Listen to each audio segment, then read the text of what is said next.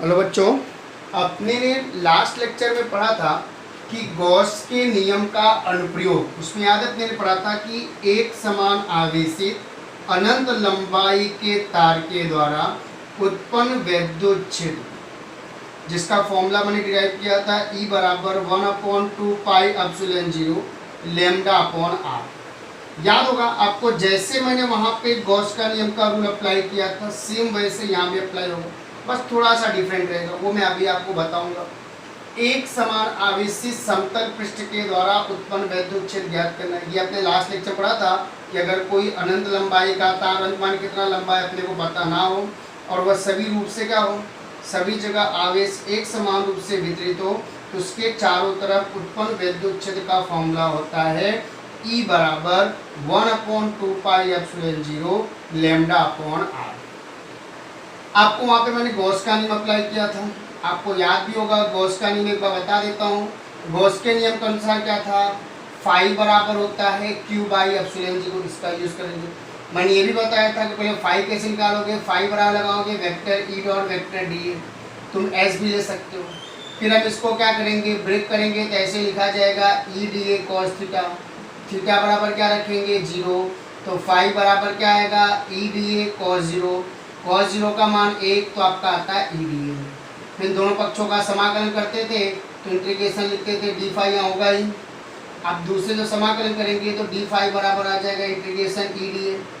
जब भी यहाँ कुछ नहीं एक मानेंगे, एक का फाई के सापेक्ष करते तो फाई E, यहाँ पे एक का ए के सापेक्ष किया ए, लास्ट लेक्चर मैंने आपको बताया था। फिर यहाँ फाई की जगह क्या रखेंगे Q बाई एप्सिलॉन 0 और आराम से अपना विद्युत क्षेत्र पर्दा बना के निकाल लेते हैं, जो मैं आपको लास्ट लेक्चर में बताया था।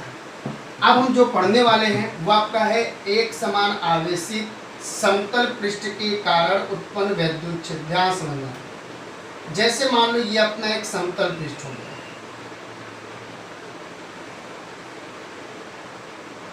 अब इसमें आवेश एक समान रूप से क्या है, वितरित है।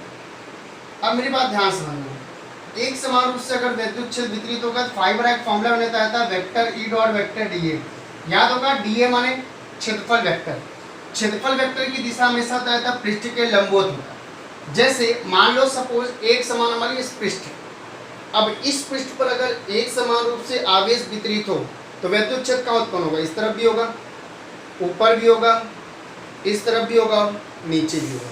माने अगर एक समान रूप से कोई पृष्ठ पे आवेश वितरित हो तो विद्युत क्षेत्र कितनी जगह होगा, 4 जगह। माने हमें चारों तरफ की गणना करनी। दूसरी बात, लेकिन क्षेत्रफल वेक्टर का होता है हमेशा पृष्ठ के लंबवत। अब पृष्ठ के लंबवत मतलब ऐसे, अगर मान लो विद्युत क्षेत्र इस तरफ है तो दोनों एक ही दिशा में है, मतलब थीटा बराबर 0। लेकिन अगर मैं इसके लिए बात करूँ तो यहाँ पे देखो क्षेत्रफल वेक्टर ऐसे होता है बाहर की तरफ लंबवत पृष्ठ, विद्युत क्षेत्र क्या है ऊपर, तो दोनों के बीच का कोण कितना बना 90। विद्युत क्षेत्र नीचे बात तो नीचे ऐसे होगा, क्षेत्रफल वेक्टर ऐसे है तो भी कितना बनेगा 90।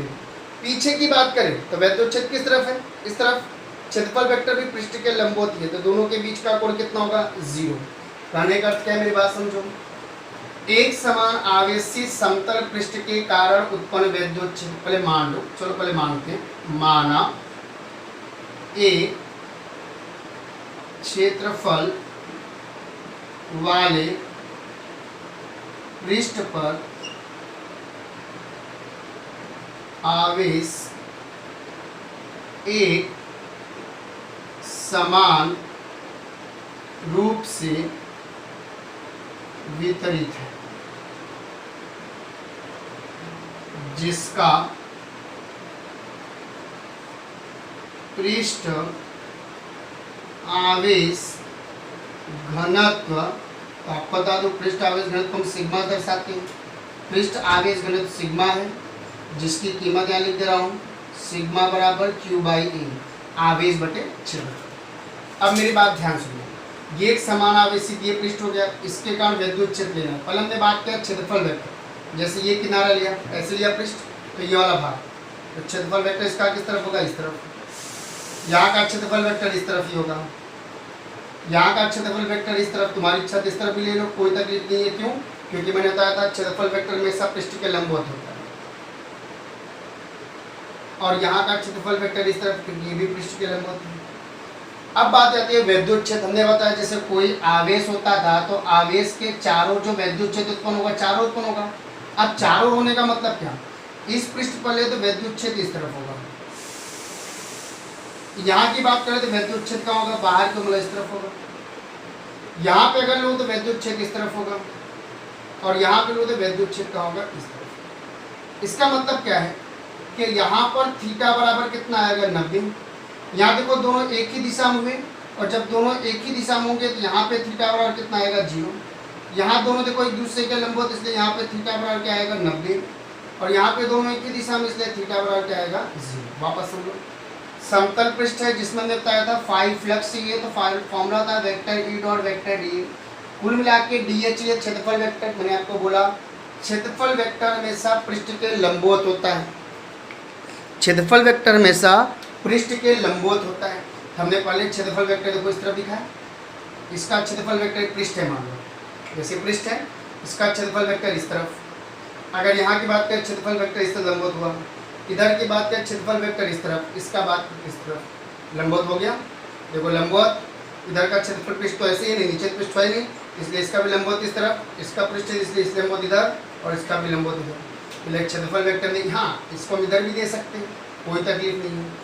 अब बात आती है वैद्युत क्षेत्र, मैंने बताया वैद्युत क्षेत्र अगर दिशा देखना हो तो ऊपर भी होगा, नीचे चारों तरफ होता है। इधर का वैद्युत क्षेत्र इस तरफ, इसका इस तरफ, इसका इस तरफ, इसका इस तरफ। यहाँ दोनों ई और ए के बीच का कोण कितना, 90, यहाँ पे 0, यहाँ पे 90 और यहाँ पे 0।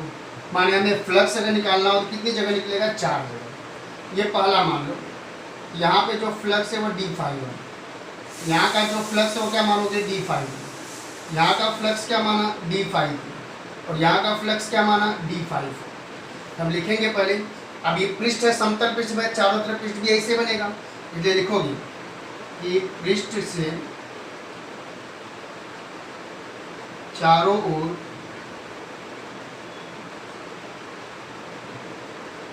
उत्पन्न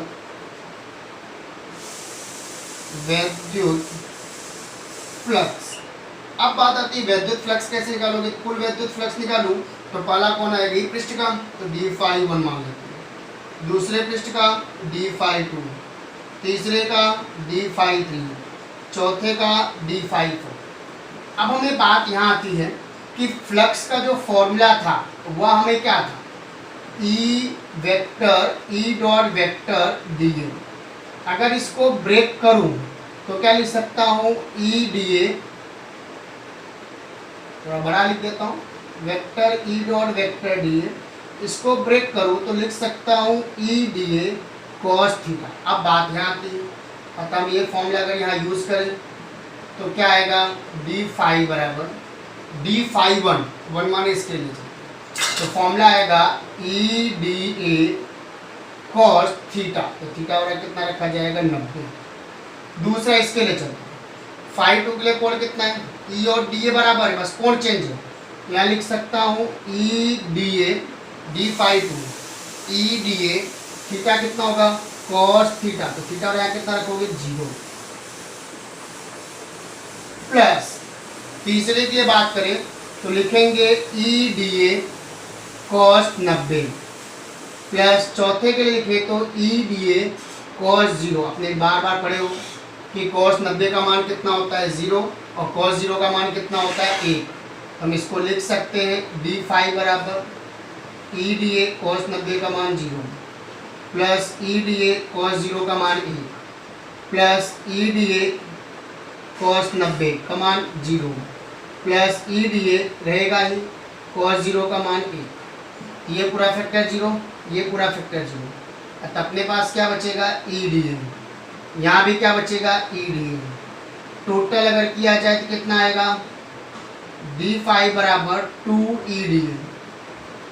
थोड़ा सा गया, अब हमें क्या आएगा, थोड़ा मान आ गया, पूरा चाहिए तो इसका क्या करोगे, समाकलन करोगे। यहाँ लिखोगे ऐसे, दोनों पक्षों का समाकलन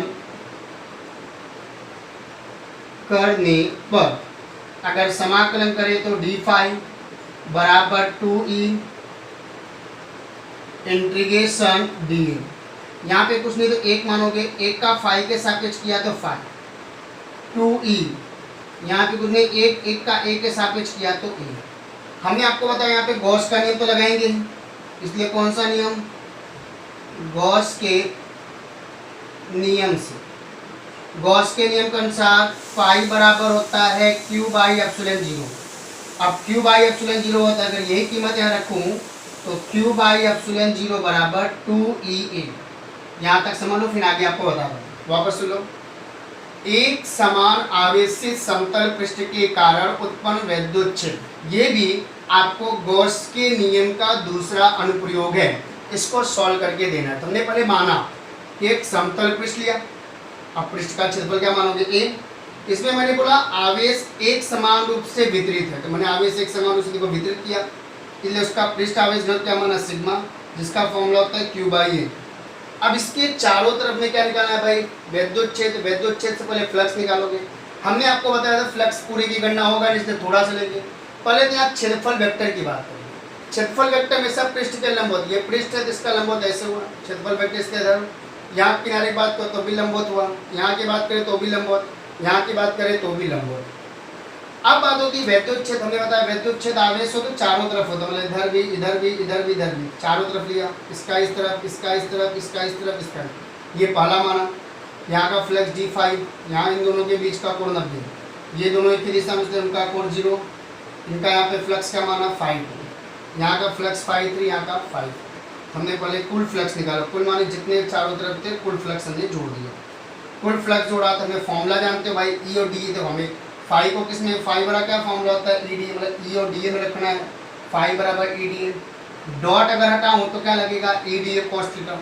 अब थीटा माने कोण, तो पहले पृष्ठ के लिए कोण कितना 90, पहला यही ना phi one, E D A cos 90।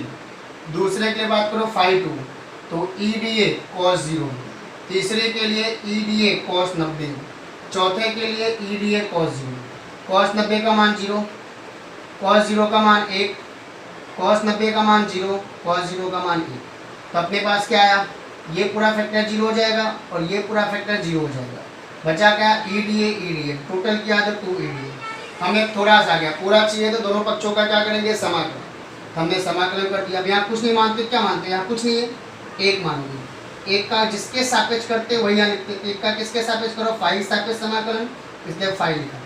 यहाँ एक का एक के सापेक्ष किया, इसलिए। अब हमें यहाँ पे गॉस का नियम का उपयोग यूज करने, मतलब गॉस का नियम यूज करना ही पड़ेगा। तो गॉस का नियम होता है फाई बराबर क्यू बाई एप्सिलॉन 0, रख दिया। अब हमें निकालना क्या है, वैद्युत क्षेत्र निकालना। आराम से हम वैद्युत क्षेत्र निकाल सकते हैं। वैद्युत क्षेत्र निकालना तो हमने बताया, जिसको निकालना पड़े उसके कर्ता बनाओ। तो यही ना 2EA, ई को कर्ता बनाया तो क्यू बाय 2 एप्सिलॉन 0A। आपको अभी देखो यहाँ लिखा था, बताया भी था, सिग्मा पृष्ठ आवेश घनत्व, जिसका फॉर्मूला होता है क्यू बाई ई। माने हम इतने की जगह लिख सकते हैं सिग्मा। तो वैद्युत क्षेत्र ई बराबर आपका आएगा क्या, सिग्मा अपॉन 2 एप्सिलॉन 0। ये आपका आ गया एक समान आवेशित समतल पृष्ठ के कारण उत्पन्न वैद्युत क्षेत्र। वापस समझ लो, यहाँ पे गॉस के नियम का अनुप्रयोग किया, फाई बराबर क्यू बाई एप्सिलॉन 0 यहाँ पे रख दिया। अब वो यहाँ लिखा है, हमें क्या चाहिए, ई चाहिए, कर्ता बना लो। देखो 2 यहाँ गुणे में, इधर जाएगा भाग में, ए भी गुणे में है, इधर जाएगा तो भाग में, तो भाग में किया। क्यू बाई एप्सिलॉन 0 बराबर होता है सिग्मा, जिसको कहते हैं पृष्ठ आवेश घनत्व, हमने रख दिया। तो ई बराबर क्या है 2 सिग्मा अपॉन 2 एप्सिलॉन 0, और इसको बोलते हैं एक समान आवेशित समतल पृष्ठ के कारण उत्पन्न वैद्युत क्षेत्र। एंड लास्ट टॉपिक आपका है कि गॉस के नियम का तीसरा अनुप्रयोग। तुम्हारे में 3 ही दिया, पुराने बुक में 4 था, लेकिन अपने को यहाँ 3 ही पढ़ना है। तीसरा आपका है कि एक समान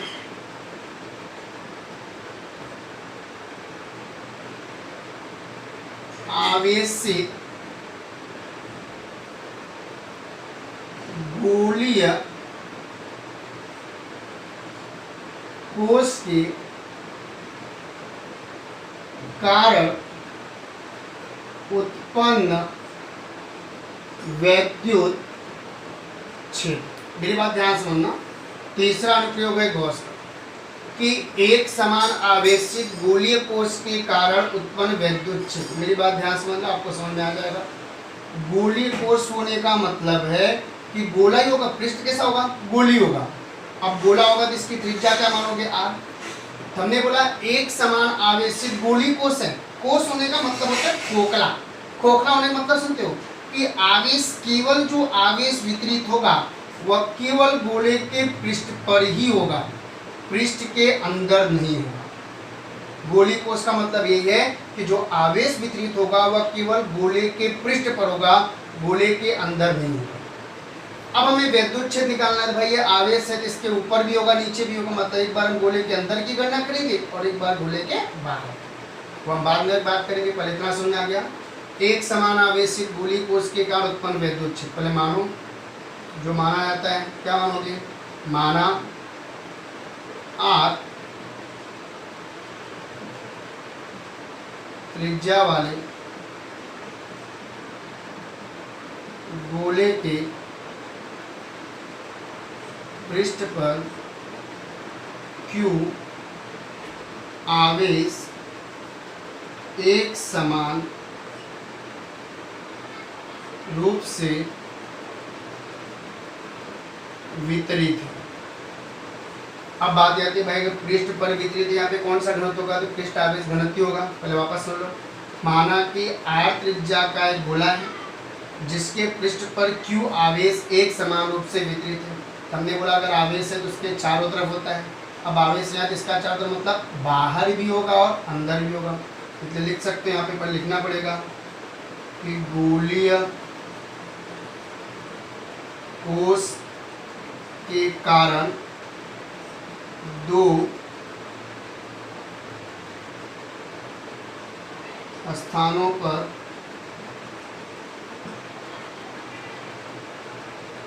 वैद्युत क्षेत्र ज्ञात कर सकते हैं। मैंने अब बोला दो जगह पर ज्ञात करने का मतलब लगाने का तरीका हुआ जैसे आपको पीछे बताया। अब दो जगह मतलब एक तो पहला गोलीय कोष के अंदर के विस्तार। मेरी बात ध्यान देना, अगर हम गोली कोष के अंदर का विस्तार की बात करो, मान लो विस्तार लिया अंदर छोटा सा भाग लिया जिसकी त्रिज्या में क्या माना, आवेश। क्या माना, पहले माना गोलीय कोष के अंदर एक काल्पनिक पृष्ठ लिया जो गोली है जिसकी त्रिज्या आर डैश। क्यों आर डैश माना, क्योंकि भाई कैपिटल आर मान ली, स्मॉल आर मान ली। मेरी बात ध्यान है, गोली क्यों बोला, क्योंकि जैसे हमने बोला है गोला है। अब इसके अंदर अगर भाई पृष्ठ मानू तो कैसा होगा, चारों तरफ से सेम पृष्ठ आएगा, इसलिए गोली हुआ जिसकी त्रिज्या क्या माना, आर डैश। तो अब हम क्या करेंगे, फ्लक्स निकालेंगे। यहाँ लिखोगे पृष्ठ से संलग्न वैद्युत फ्लक्स। अगर वैद्युत फ्लक्स निकालो तो डी फाई बराबर आपका फॉर्मूला होता है vector E dot vector D A. आपको एक शॉर्टकट बता देता हूँ कि हमने बताया था कि गॉस का नियम केवल बंद पृष्ठ पर लागू होता है, ये बंद पृष्ठ नियम। मैंने दूसरा नियम बताया था कि गोली कोष में जो गॉस का नियम है उसमें फ्लक्स केवल जो काल्पनिक पृष्ठ मानेंगे उसके अंदर के ही आवेश पर निर्भर करता है, बाहर के आवेश पर निर्भर नहीं करता। जैसे हमने काल्पनिक पृष्ठ माना, अब इसके अंदर कोई आवेश है नहीं है, केवल बाहर बाहर, इसलिए किस पे, अंदर के आवेश पर डिपेंड करेगा, बाहर के आवेश पर डिपेंड नहीं करता। इसलिए हम लिख सकते हैं साहब यहाँ पे कुल फ्लक्स क्या हो जाएगा, जीरो। क्यों जीरो हुआ, गॉस के नियम के अनुसार कि फ्लक्स केवल अंदर के आवेश पर निर्भर करता है। अब अंदर कोई आवेश नहीं जो काल्पनिक पृष्ठ माना, इसलिए उसका फ्लक्स जीरो। फ्लक्स जीरो तो वैद्युत क्षेत्र निकालो तो वो भी क्या हो जाएगा, जीरो प्राप्त होगा। इसलिए आप बोल सकते हो कि गोली कोष के अंदर उत्पन्न वैद्युत क्षेत्र का मान जीरो होगा। वापस समझ लो, पहले हमने माना एक समान आवेशित गोली कोष के कारण उत्पन्न वैद्युत क्षेत्र। हमने मान लिया कि एक समान गोली कोष लिया जिसकी गोली कोष माने देता था खोखला, मतलब आवेश केवल पृष्ठ पर ही वितरित होगा, अंदर एक भी आवेश नहीं होगा, जिसकी आवेश का माना क्यों, एक समान रूप से वितरित है। इसमें दो जगह वैद्युत क्षेत्र ज्ञात हो सकता है, एक आप गोले के अंदर और एक गोले के बाहर। तो गोली कोष के अंदर लेगा, गोली कोष के अंदर जो हमने काल्पनिक पृष्ठ लेंगे तो कैसा है, गोला है, तो काल्पनिक पृष्ठ भी कैसा होगा, गोला होगा। इसलिए हमने लिया गोली कोष की त्रिज्या क्या लिया, r'। तो फ्लक्स निकाला फाई बराबर ई डी। बट फ्लक्स गोली कोष जो माना था काल्पनिक पृष्ठ उसके अंदर एक भी आवेश नहीं है, इसलिए अब एक भी आवेश ना हो तो बताया था गॉस के नियम के अनुसार कि फ्लक्स केवल अंदर के आवेश पर निर्भर करता है, अंदर कोई आवेश नहीं है, इसलिए आपको इसकी जगह लिख सकते हो Q बाई एप्सिलॉन 0। अब Q तो है ही नहीं, इसलिए फ्लक्स 0, और फ्लक्स 0 तो E का मान भी क्या होगा, 0। ये हो गया गोली कोष के अंदर। अब हम लेंगे गोली कोष के बाहर। चलो पूरा Q रफ करो।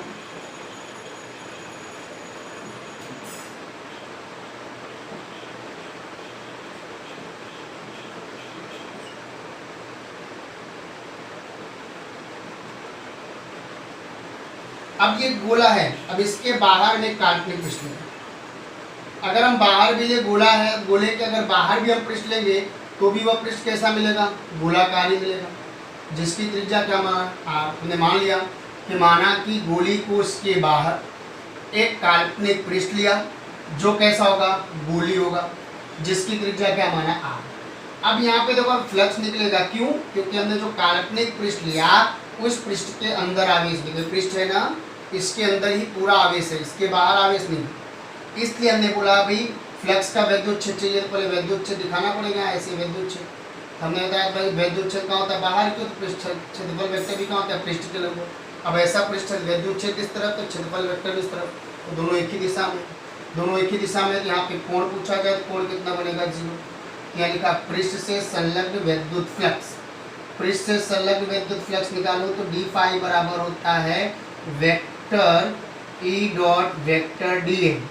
आपको इजी करने के लिए बताया था, डॉट हटा दो तो लगेगा ई D A cos theta. Theta बराबर क्या रखा जाएगा, 0। तो रखोगे तो डी फाई बराबर आपका आएगा ई डी ए कॉस 0। कॉस 0 का मान होता है 1, तो डी फाई बराबर आपका आएगा ई डी ए। थोड़ा सा क्या पूरा चाहिए तो दोनों पक्षों का समाकलन करने पर तो इंटीग्रेशन डी फाई बराबर ई बाहर आ जाएगा, इंटीग्रेशन डी ए।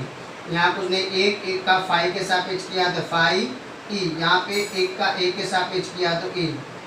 अब हमें कौन सा नियम लगाएंगे, गॉस का नियम। तो गॉस का नियम लगा के देख लेते हैं। तो तुमने बताया था इसके आगे गॉस का नियम लगाएंगे, यहाँ लिख देता हूँ भाई गॉस के नियम से।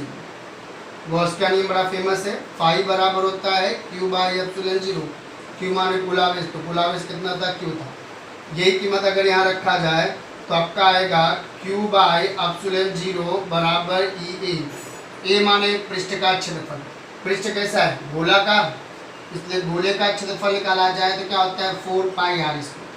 अगर यही कीमत यहाँ रखो तो क्यू बाई एप्सिलॉन 0 बराबर E into 4 pi r square.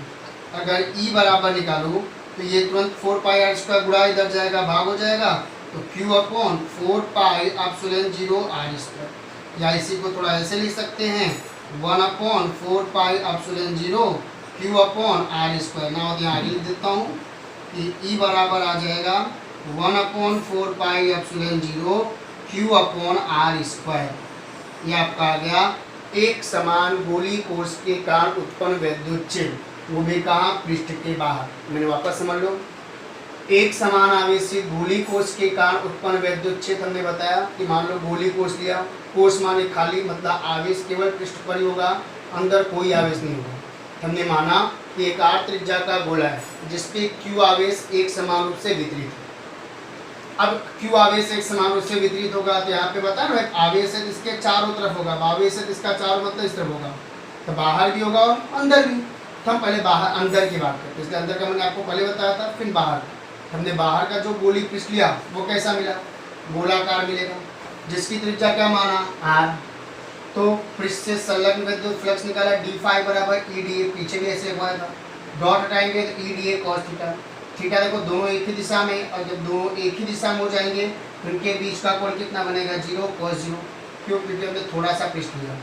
अब थोड़ा सा क्या पूरे पृष्ठ का चाहिए तो हमने समाकलन कर दिया। यहाँ कुछ नहीं, एक एक का 5 के सापेक्ष किया 5, यहाँ ई तो अचल बाहर आ जाएगा तो कुछ नहीं बचेगा, एक एक का 1 के सापेक्ष किया 1। हमें क्या चाहिए, गॉस के नियम का प्रयोग किया तो 5 बराबर q बाई एप्सिलॉन 0 कीमत रख दिया, इतना आ जाएगा। हमें अब क्या चाहिए, ई चाहिए। बोले ए माने क्षेत्रफल, तो कैसा पृष्ठ, गोलाकार, गोले का क्षेत्रफल क्या होता है 4 पाई r स्क्वायर। हमने इसको डिवाइड कर दिया, फिर हमने चाहे तो इसको पहले अलग कर दिया 1/4 पाई epsilon 0 q upon r square, माने एक समान आवेशित गोले को उसके कारण उत्पन्न वैद्युत क्षेत्र हो गया। आपको इसके बाद नेक्स्ट लेक्चर में आपको थोड़ा सा टॉपिक बाकी है, बाकी थ्योरी आपकी पूरी हो जाएगी। आपको जो भी डाउट्स हो या मेरे व्हाट्सअप नंबर पे आप मैसेज कर दो तो मैं आपको उसका डाउट्स भी आपको क्लियर कर दूंगा।